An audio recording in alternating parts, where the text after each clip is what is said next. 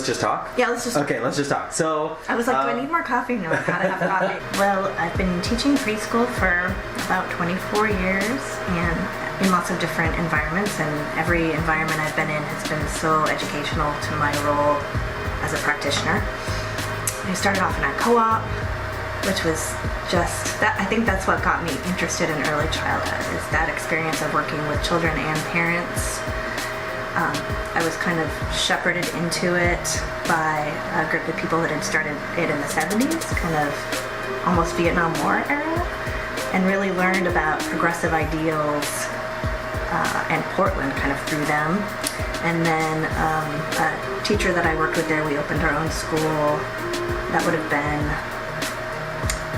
19 years ago, Wildflower, and we worked together for many years. She's just a few blocks away. And then when we had our own families, it wasn't sustainable for the two of us to have this tiny little in-home program anymore. So I started Rowanberry in 2006. And that's what I'm doing.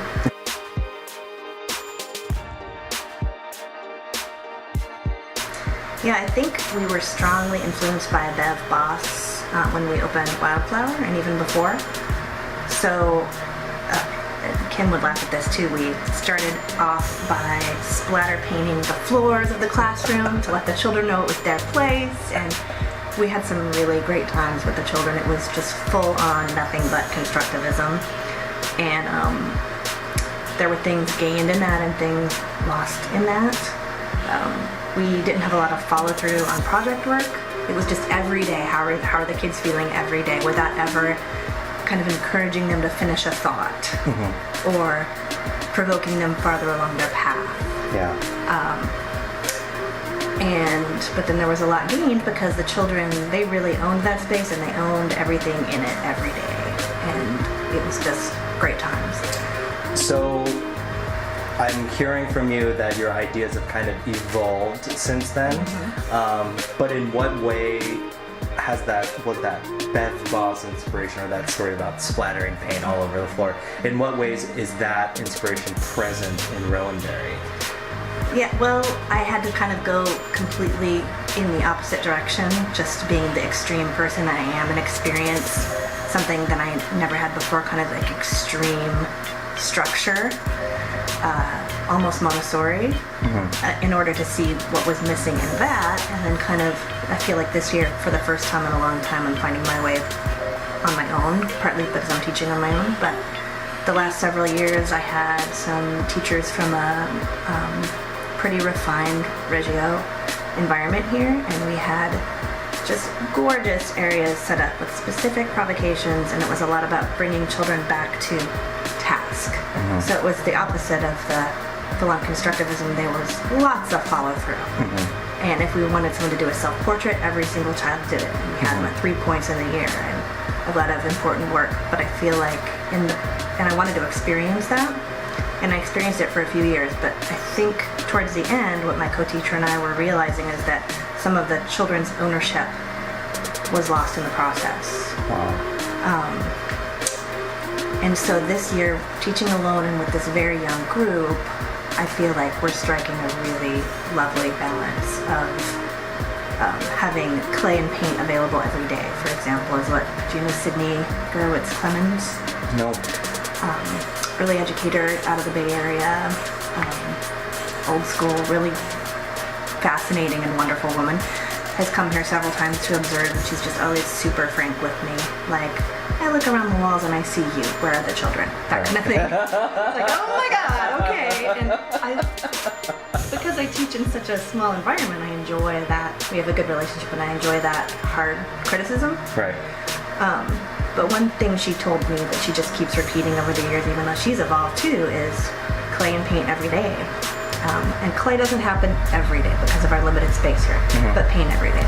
Those are things you can go to wherever you're at, any age you're at, whatever your space, and create every day, regardless of anything else happening in the classroom. And this year, the children have been painting like crazy. Can you tell me more, like, why paint and clay every day? Well, I think what she saw last time she was here, and what we've been doing a lot of, is really specific provocations. And there isn't a lot of room for children to just completely bring themselves to it. And so I think the idea of clay and paint is that it can be anything. Right. And it's always a space for children to kind of breathe their own personality into, or there might be something like I have had self-portraits set up this year, first with loose parts, and it's a great way to start the year with the question, who am I, who are you, who are we when we're together? It's a really common, but it's so lovely, and the children were arranging loose parts to make portraits of themselves, and looking in mirrors and looking at each other closely and talking about their hair and their face and their skin and representing them in loose parts. And so that was a huge part of our work. The biggest table in the room was taken up doing that for the first several weeks of school. So if someone's just not feeling that, clay and paint are kind of the tools to go do whatever you need to do your own free work.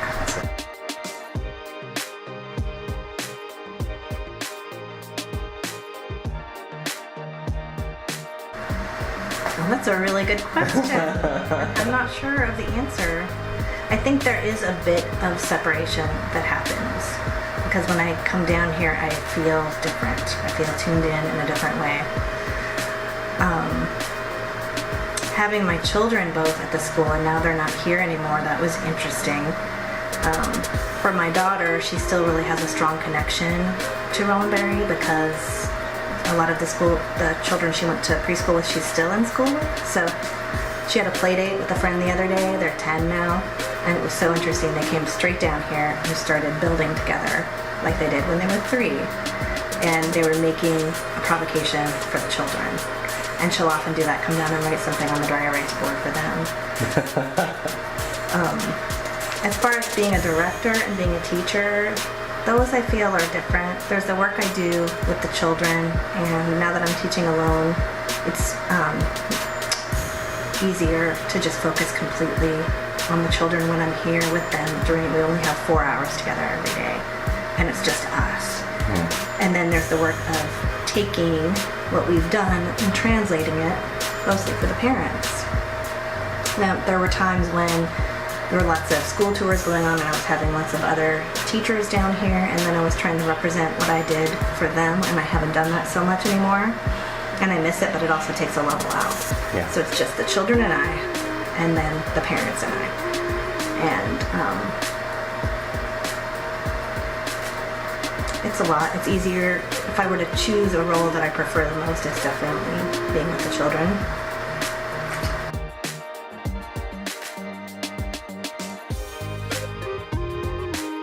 Well, I love watching the children make connections with one another.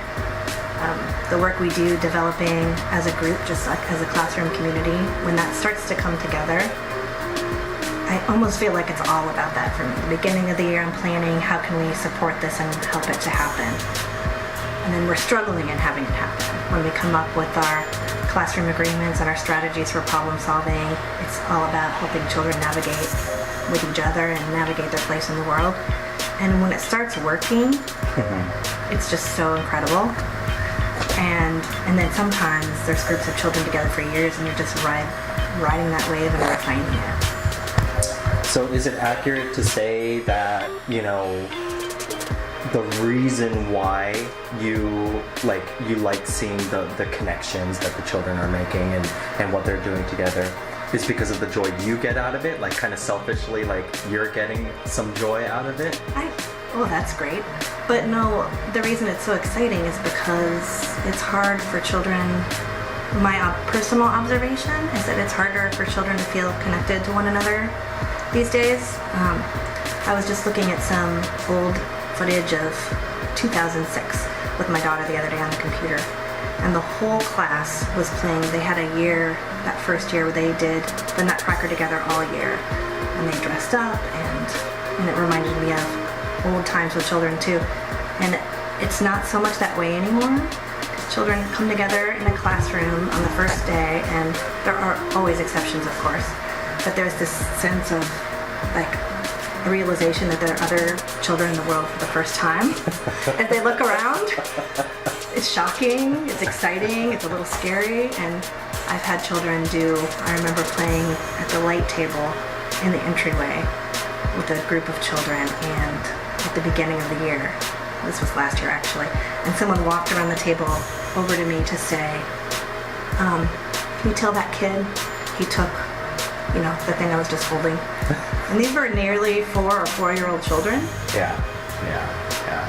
So that work of having children feel connected and collaborating and all the struggles that come with it, it's not always sitting around and singing Kumbaya. It's sometimes really difficult, but it feels to me like the big work of childhood, and I know that when they go off to kindergarten, with very few exceptions, and some children do kindergarten here, so when they go off to first grade, that kind of emphasis placed on the community is gone, and it's about their personal achievement, sometimes or often in comparison with others.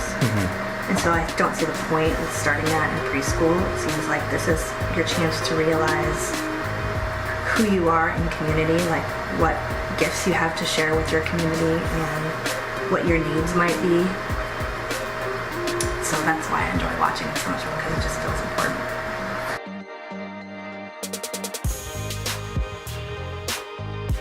Dude, you should have warned me about this one.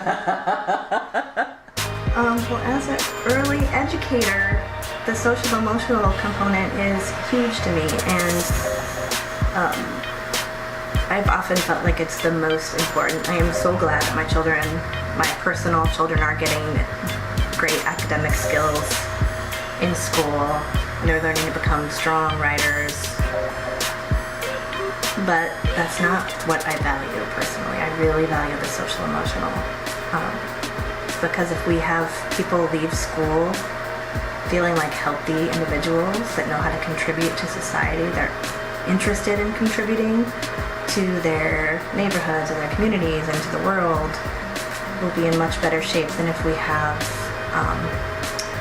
lots of math geniuses. So maybe it's a good thing I'm not an educator of older children. Yeah. Because I know that they need those things. It's just not personally what I value. For me, the most important thing that an early childhood educator can do is preserve the children's sense of curiosity and wonder.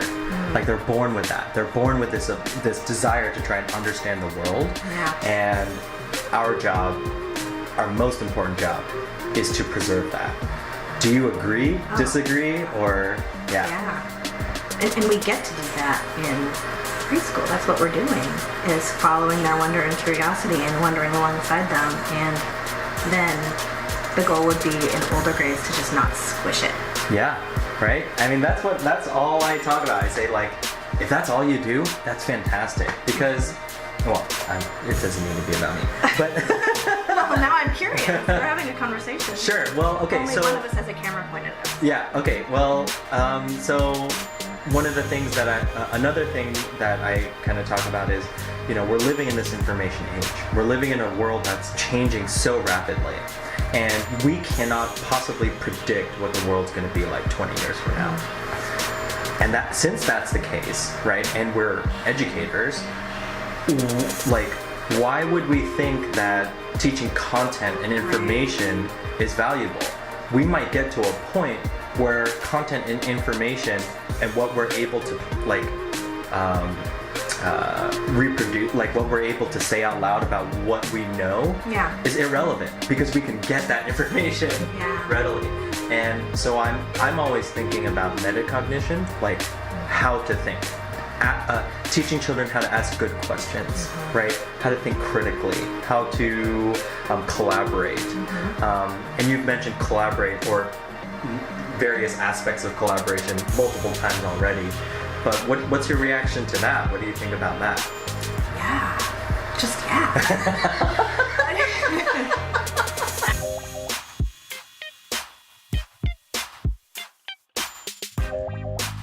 Academic push down. Yeah. It's really been going on forever, and it's just more intense now, and I find that parents are really tuned into it more than ever. Like, is their child ready for kindergarten? And so I think the habits of mind are really what we work with. And when we often have a parent evening about it, really take a close look at that and think about what it means for their child as a learner and a community member and just a human to have those qualities. They embrace it.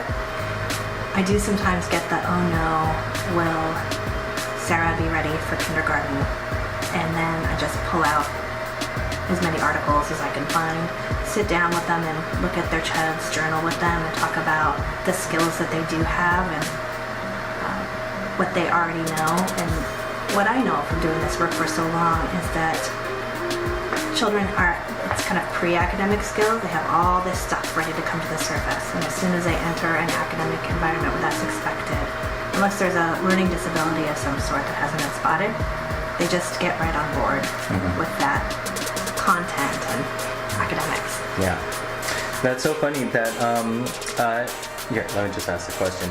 Do you feel that that notion of kindergarten readiness and content and academics, do you feel like those are narrow aspects of who children are, and that you, in your style, look at a much broader aspect of who children are?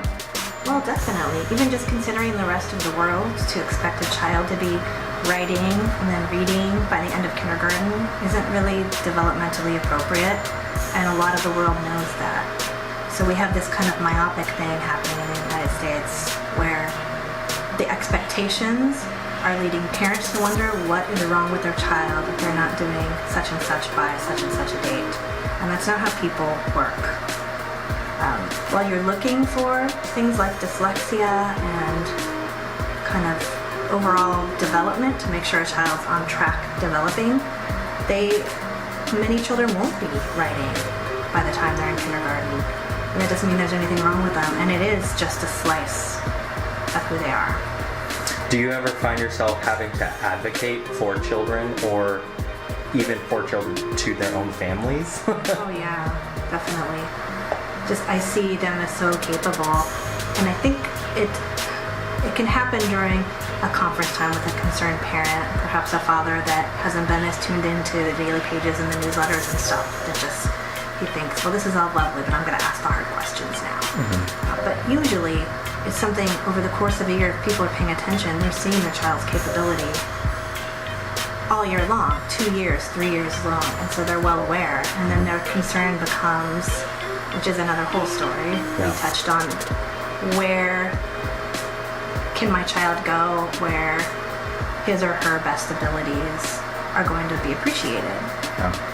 You know, one of the things that I always, because this is such a common question that I get when I do consultation, is teachers are like, David, this all sounds great, sounds perfect, sounds wonderful, but why does it matter? Because they're going to leave your school or my classroom, and then they're going to go into this classroom where they don't value creativity or collaboration or any of those things.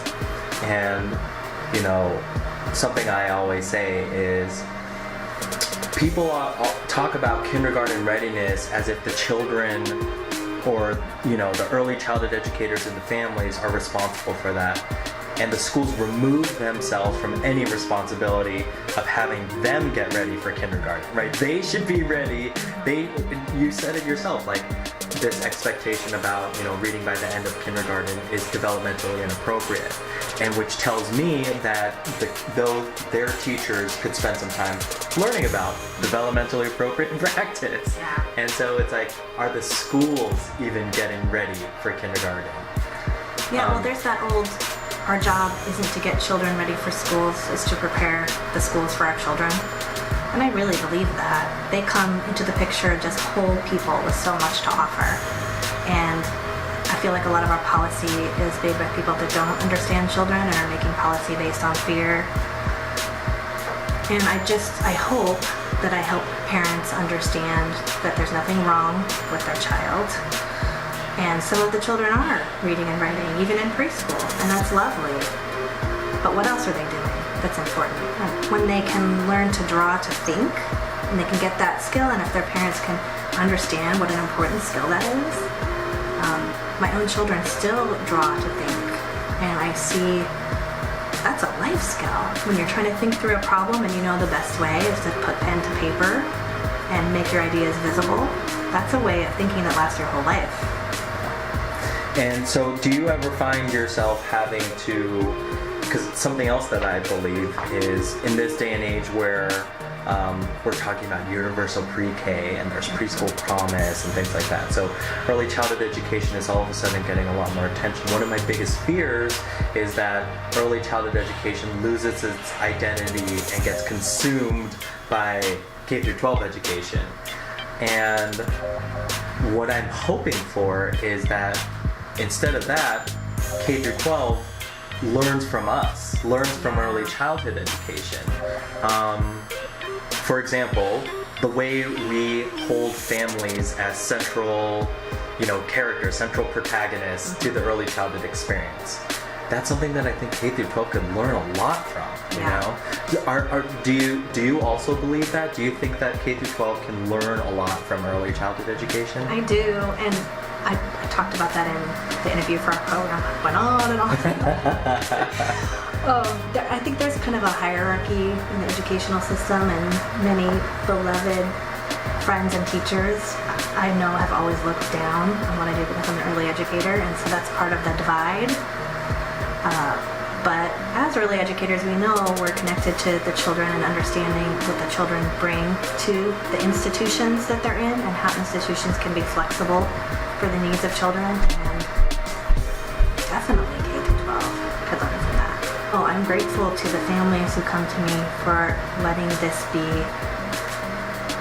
the giant experiment that it is and always will be, because I bring my wonderings to it every day and every year, and it's always evolving, and people seem to get it, so I appreciate